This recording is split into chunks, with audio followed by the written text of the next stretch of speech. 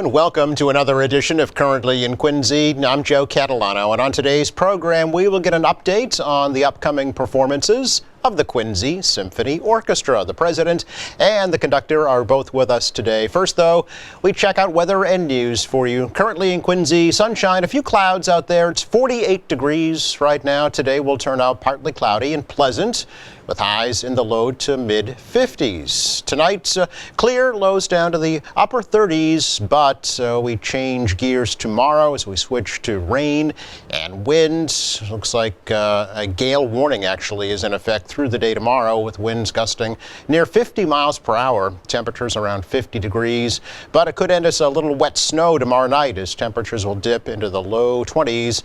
Sets us up for a brisk and breezy day on Sunday. Lots of sunshine, but a high only 38. It'll feel even colder than that. We bounce right back up into the mid-50s with mostly sunny skies on Monday. Again, partly sunny and 48 in Quincy right now. In the news today, 58-year-old Donald Bowes of Quincy was struck and killed by a car while he was trying to cross Newport Avenue near the 99 restaurant in North Quincy just after 4 o'clock this morning. Police say Bowes veered out of a crosswalk and was hit by a 32-year-old woman driving a BMW SUV. He died later at Boston Medical Center. The woman did remain on scene and has not been charged as the investigation continues. Bowes was the brother of Quincy Police Dispatcher Mike Bowes. He was a graduate of North Quincy High School and worked as a security supervisor for the Boston Red Sox. The Quincy City Council has agreed to borrow $1.5 million to study the feasibility of replacing the Squantum Elementary School. This week, councilors unanimously approved that bond to begin the process of asking the state to reimburse the city for a large portion of the costs of construction for a new school. Ward 6 City Councilor William Harris says it's a matter of providing a safe learning environment for students. Huckins Road, are you kidding me? How dangerous that street is. Just to be able to have an opportunity to make life easier for the residents of my ward on Huckins, but also create a safe environment for the children to be able to just come to school. I'm surprised there hasn't been more serious issues with that situation. Anybody who's held a sign or was meeting and shaking hands at that polls would know how tight that is and how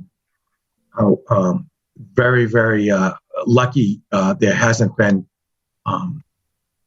anything that's very serious to take place. So again, I want to get the community involved. I want to get folks involved in this, and please, I ask my colleagues. This is very important. The current Squantum School is over 100 years old, and officials say it is inadequate for today's educational requirements. The plan is to build a new school behind the existing school on city land, then demolish the existing school to provide for better parking and access to the new building. Quincy City Council wants the Quincy Retirement Board to appear before them soon to talk about the recent theft of $3.5 million from the pension fund due to an email phishing scam. Council is also asking the board to appear before them and talk about investing the pension fund with the state system. Both requests were made in a resolution that was approved by the council, presented by Ward 4 Councilor Brian Palmucci. City Council President Noel DeBona feels confident that the retirement board will be appearing before them soon. Palmucci, he's pretty smart. He's been on the council for 10 plus years here. I believe he's in his 11th year. And, you know, he's smart. If they can't come in and talk about the 3.5 million missing funds, which they may not be able to, he suggested they come in to discuss the transfer of funds to Prim. So, you know, maybe they can't come in on one end, but they can come in on the other end. So there's two different resolves in there. If they can't present anything with the funds that are missing, it's under investigation. They can come in and talk about the Prim, you know, which is, you know, pretty good. At least they can come in and talk about something, you know, just to get them in front of us to talk about different things that they are able and legally possible to talk about. So we'll see what happens, Joe. The retirement board has stated that they cannot discuss the theft of the $3.5 million publicly while an investigation is underway.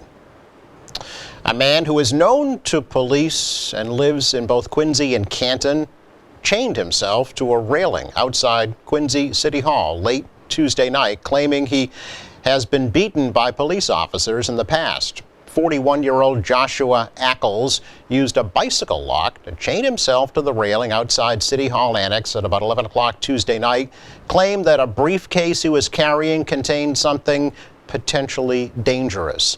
A bomb-sniffing dog determined there were no explosives. Ackles was arrested after police obtained an emergency court order. Police say Ackles has made multiple claims in the past about police brutality, which have proved unfounded. He faces charges of trespassing and making a false bomb threat. Well, earlier this week, I had the chance to speak to an IT consultant in Ukraine who was forced to flee his home city of Kharkiv with his family due to the Russian invasion. His name is Roman Pugachev. He says Ukrainians there simply want to be recognized as a free and independent nation.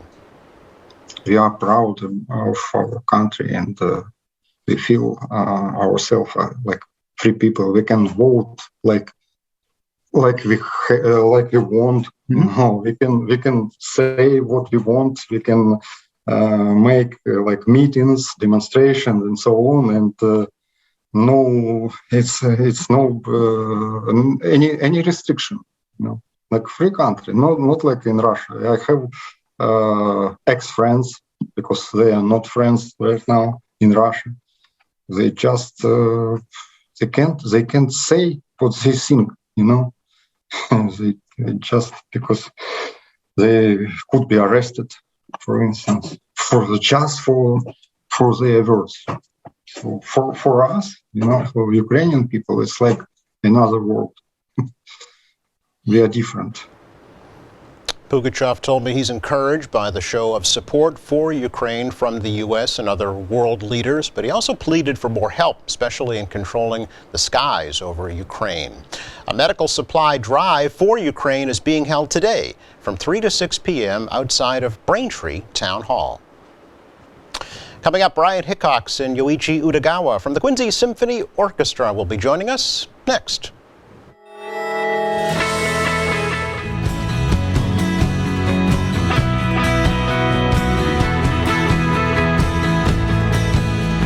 Welcome back. One of the many benefits of having the pandemic start to wane is that the Quincy Symphony Orchestra gets to be back in person. There are 2 performances for the rest of their season this year, and the president, the conductor, are here to tell us all about them. Brian Hickox, Yoichi Utagawa.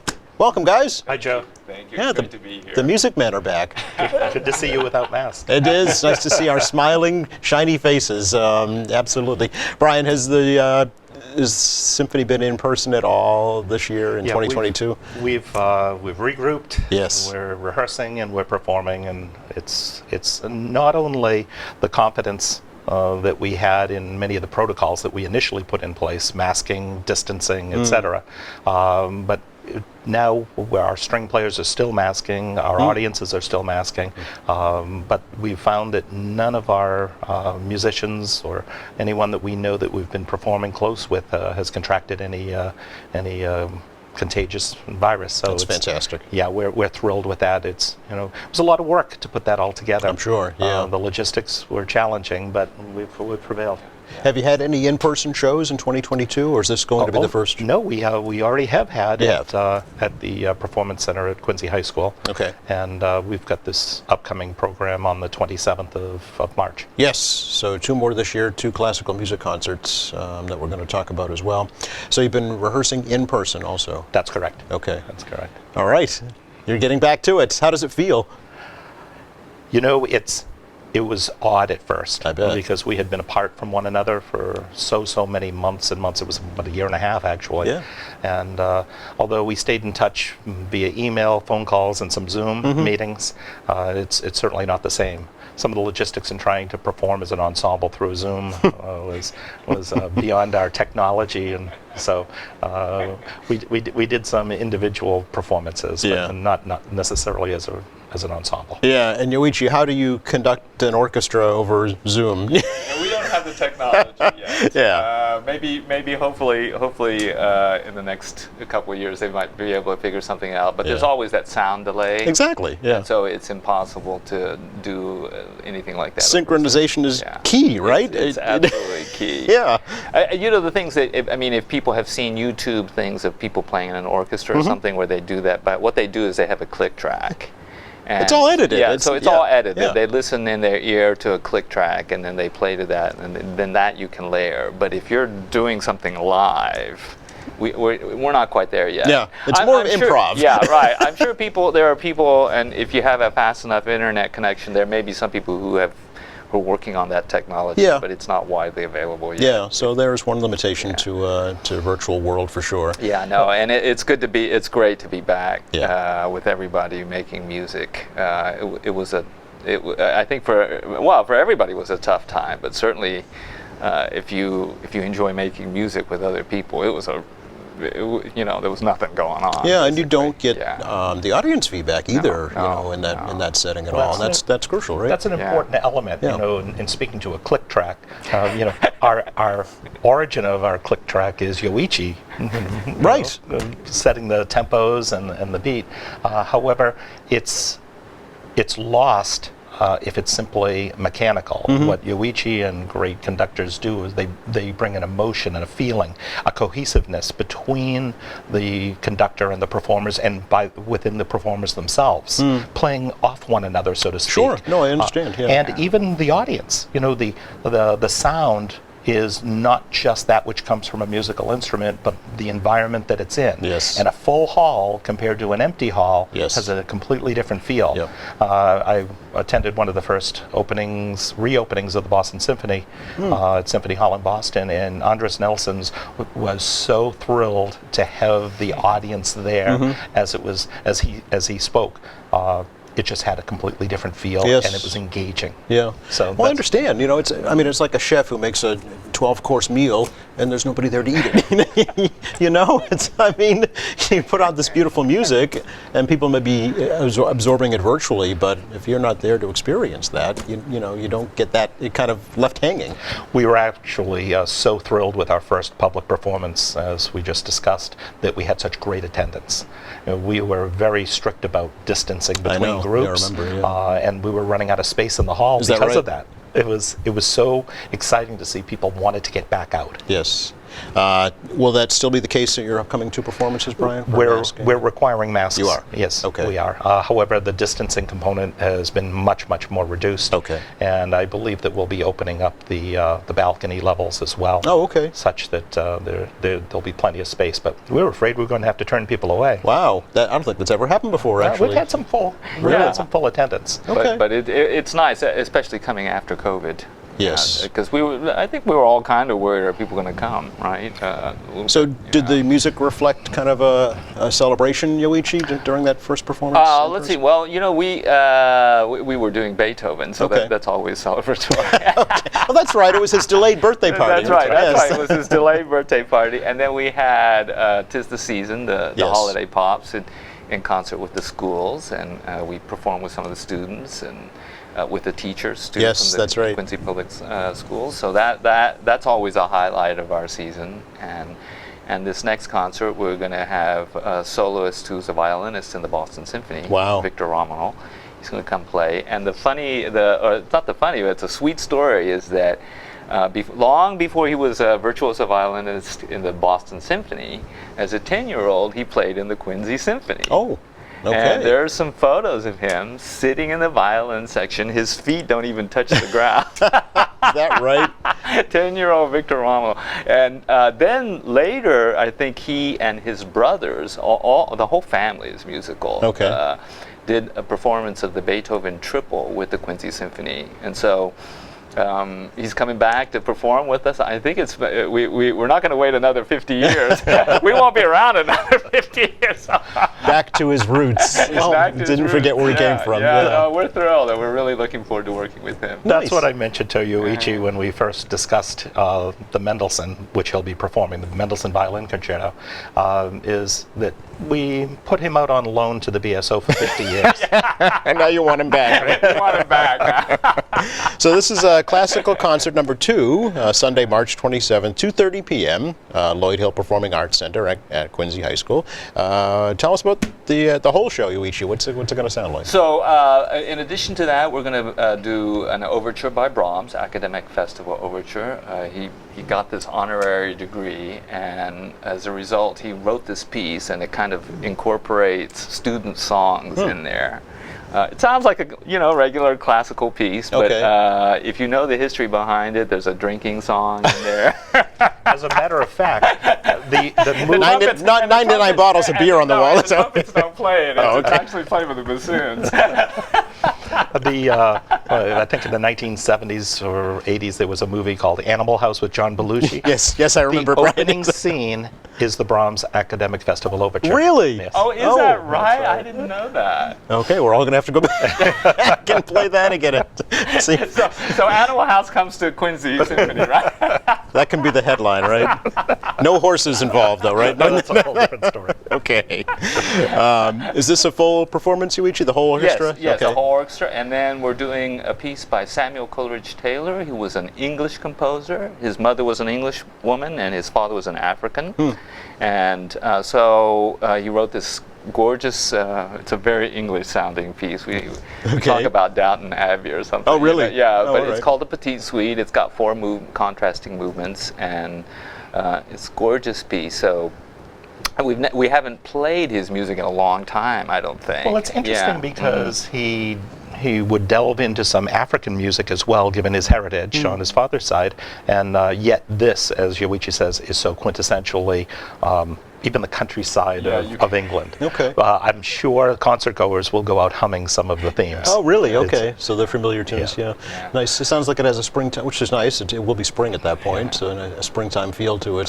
It does. Yeah. It does. Yeah. Very good. Intermission in between? Is this There will be the an full? intermission, Okay. short intermission. Okay. And then Victor's going to be the soloist in the Mendelssohn Violin Concerto, which is it's one of the all-time popular violin concertos. It's very light and bright, and also has a kind of springtime feel to it. Nice. And then there is a third classical music concert later this year. Let's see, Sunday, May 8th, which is Mother's Day, by the way. That's right. Mother's That's Day right. So concerts. bring all your moms. Yeah. And we're fortunate to have a young artist performing with us on piano. He was our scholarship winner of the concerto competition In back 2020, and he Wow. was supposed to play with us in May of 2020. Of course, we went into lockdown in March. So he's going to come play with us this year. Okay. And there's so many, we've talked about it before, Yeah. there's so many extraordinary talents everywhere today. Young pianists, violinists. We don't worry about the future because and oftentimes we sit there and go, we're judging this Right. person. Yeah, I've said that before. Right. And I'll never forget one time we had there was a violinist in the orchestra, Bruce Norian, really nice gentleman, and he said once after some young kid had played a violin concerto, just up and down the violin perfectly, he goes, I probably practiced more hours than that kid has been alive, and I still don't play that well. Yeah. Well, I mean, aren't there folks that just have a natural ability, just it's almost a incredible. savant level? Yeah, I of mean, there experience? is that talent, but Yeah. there, make no mistake that these kids also work really Yeah. hard. I mean, you can have a lot of talent, but to get to the level that we hear often when they come and play for us, Yes. that's also a lot of work. It's Yeah. an amazing amount of work. Is it? Yeah. There's an old saying that it takes 10,000 hours of repetitive, perfected practice to become masterful. Okay. So you can have the raw talent, but you need to you hone do. that, Oh, right? yeah. There's a great Yeah. book out there called Talent is Never Enough. Interesting. You know what? I wanted to ask both of you, given what's going on in the world today in Ukraine, has that impacted your colleagues in that part of the world in the music world? Do you have contacts with folks in either Ukraine or Russia that are speaking about what's going on, and what do they say? I've seen groups performing out in in the open as inspiration Yes. for their countrymen, during this so horrific, challenging time. And it brings a great camaraderie, certainly, or inspiration for them to go that extra mile in their, if it's an exodus, as they're leaving the country because of the scarcity of water, power, fuel, Right. food, Right. or the fear of being injured or killed. Yes. So from that element, we're seeing musicians step forward. Really? I don't have any personal interactions. No, Okay. but one thing we were planning to do, I guess it's okay to say, I mean, we always play the Star Spangled Banner at our concerts. Right. And as a tribute and to be thinking about people in Ukraine, we're planning to do the Ukrainian national anthem as well at Really? our concert. Yeah. Okay. Just as a show of solidarity Yep. and a wish for peace in that region of Okay. the world. Yeah. Very good. So, yeah, I did see a video of a young girl actually in a shelter singing the Ukrainian national anthem. So it's interesting. Music, even in that setting, can be soothing, can be a relief. Yeah. Music is humanity. Sure. Absolutely. How's the membership, Brian, going? It's interesting. We Yes. have had, after being off for a year and a half, we had many people relocate. I know. And so our musician ranks diminished a bit. Yes. So we are putting out auditions for folks who may want to join the orchestra. Okay. We had with a year and a half, someone who may have been needing to work in downtown Boston now moved out to the mountains of the Berkshires, Right. and to commute to on a weekly basis to Quincy maybe a little bit too much. Sure. Yeah. So we're looking for musicians. Feel free to jot off an email, president@QuincySymphonyOrchestra.org. Okay. And I'll put you in touch with the appropriate section leader to discuss membership in the QSO. Okay. Good to know. Yeah, and yeah. particularly strings. Yes. And people ought to know that it's we take the music seriously, but we're not that serious, right? I mean, in the Yeah, sense no, I know that what you mean. people, we try to be a welcoming area, a safe place to make music, as Yep. it were. Yep. And mistakes, we all make mistakes. All that stuff is cool, But if you're interested in coming to join us, they should be in touch with Brian. Okay. Yeah, Good to know. yeah. And as manifested by 50 years ago, a 10-year-old sitting in with Yeah, us. yeah. Of course, he was quite the danger. But we've had young people play with us, from the high schools, and we love it. We love it. It's. I think the young people get something out Absolutely, of it, and the older people get something out of it too. Because music brings people together. And I bet the audience likes it Yeah. as well when they see Definitely. that. Yeah. Any outdoor performances planned for later this year? Are you aware of?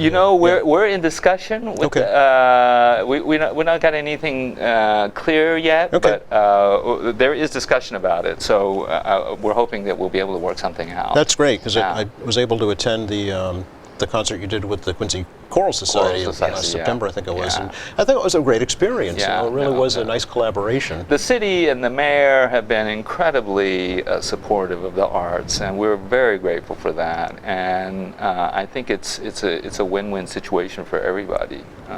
And we certainly enjoy performing outdoors. It was great to hear from members of the community coming up with so much enthusiasm about enjoyment of the concert out on the Hancock Adams Yeah. Common. Yeah. They we get typical feedback, but this one was even more over the top. It was great to see the enthusiasm that they Well, had it for was just seemed to be such a natural collaboration. I can't believe it never happened before. Well, we did do that at the opening of the. Oh, right. Common, Yes, right? that's right. Yeah. And but the more the merrier. We love doing it. It's just so I'm sure we're going to do something at some point this year. Yeah. And Sarah Labrie is the Yeah. director now, the first female Yeah, director of the Quincy Choral wonderful Society. young Yeah. conductor, and she's great to work with. And we've had discussions about more collaborative works upcoming Okay. years, so Stay we'll look tuned. to those seasons. Good. I have to talk about money, Brian. Quincy Symphony is a nonprofit 501c3 corporation, so financially, how are things? Well, it's been interesting because a few years ago we we took the stance that we weren't going to sell tickets. I remember. And that was that we're here for the community. We're a Right. community orchestra.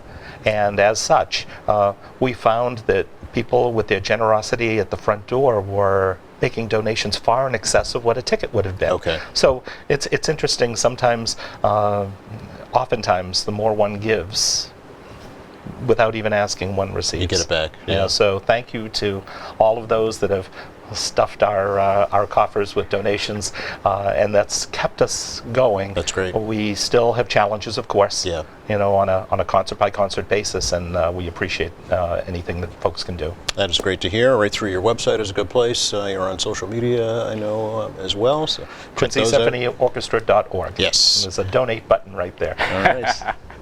Guys, thank you so much. Great to talk to you, and welcome back. Thank you Thanks, so Joe. much, Joe. We're excited. Yeah. You're very welcome. Take care.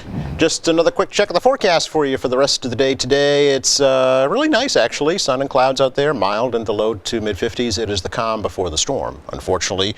Tomorrow we've got wind and rain and maybe a little wet snow by tomorrow night, believe it or not, with temperatures dropping off into the low 20s. We're back to a sunshine Sunday. It'll be brisk, though, with the high in the upper 30s, and then back to some more spring-like weather on Monday with temperatures climbing into the mid-50s. Thanks again to Brian Hickox, Yuichi Utagawa for joining us from the QSO. Thank you. Thanks, Joe. Thanks to our crew. Thank you for watching. Monday here in the program, we'll learn all about a proposed coastal pedestrian walkway here in Quincy. Also, don't forget, check out our website anytime. It's qatv.org. You'll find all our latest programs there. There's news and information, video on demand, live streaming, and a whole lot more. Don't forget, we spring ahead this weekend, too. For all of us here at QATV, I'm Joe Catalano. Have a great weekend. We'll see you Monday.